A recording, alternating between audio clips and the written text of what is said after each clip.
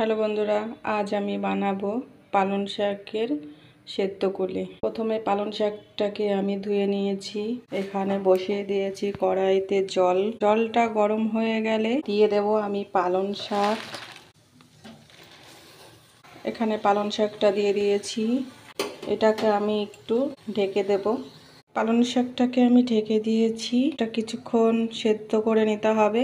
পালং শাকটা সেদ্ধ হয়ে গেছে, এবার এটা আমি তুলে নেব। এখানে আমি থালে জল রেখেছি, একটু ঠান্ডা জল। ঠান্ডা জলের মধ্যে আমি পালং শাকটা তুলে নেব। ঠান্ডা জল দিয়ে পালং শাকটাকে ধুয়ে নিয়েছি। এবার আমি মিক্সিতে দিয়ে দেব। মিক্সিতে দিয়ে পেস্ট করে নিয়ে আসছি।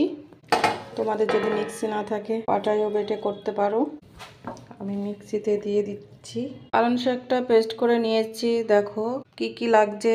আমি চালের গুঁড়ো রেখেছি, ময়দা, চিনি আর সন্দেশ আর গুঁড়ো দুধ। এবার আমি পালংটাকে কড়াইতে দিয়ে দেব। পালং শাকটাকে কড়াইতে দিয়ে দিয়েছি। প্রথমে দিয়ে দেব আমি চিনি পরিমাণ মতো।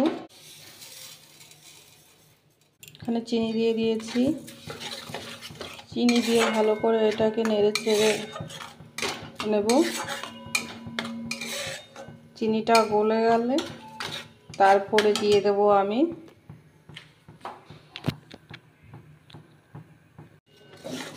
চিনিটা গলে গেছে। এবার আমি দিয়ে দেব গুঁড়ো দুধ 2 চামচ।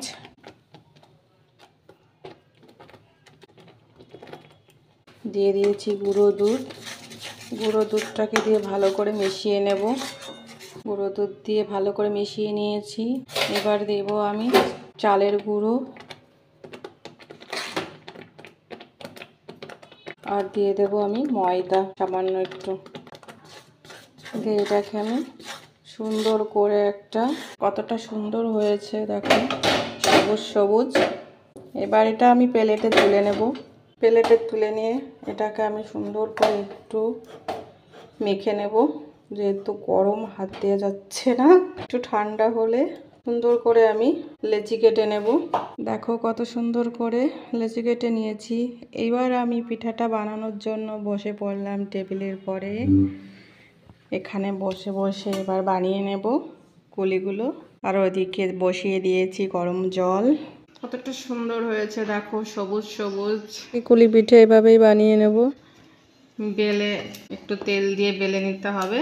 নিয়ে ছটপট বানিয়ে ফেলো পালং শাকের সেদ্ধ কুলি। জলটা আমি আগের থেকেই বসিয়ে দিয়েছি। এইবার আমি এটাকে দিয়ে দেব ভাপে। ঢাকনা দিয়ে আমি ঢেকে দেব। সেদ্ধ হয়ে গেছে আমার কুলি পিঠাটা।